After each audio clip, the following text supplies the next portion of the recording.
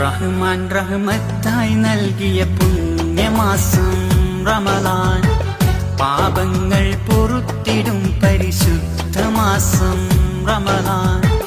റഹ്മാൻ റഹ്മത്തായി നൽകിയ പുണ്യമാസം റമളാൻ, പാപങ്ങൾ പൊറുത്തിടും പരിശുദ്ധമാസം റമളാൻ.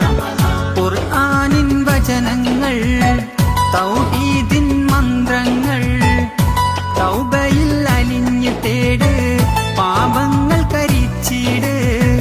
റഹ്മത്തിൻ വാതിൽ തുറക്ക്, ഇബാദത്തിലേക്ക് കടക്ക്, ഇബ്ലീസിനെ നീ നീക്ക്, ഇരുലോകവും വിജയിക്ക്.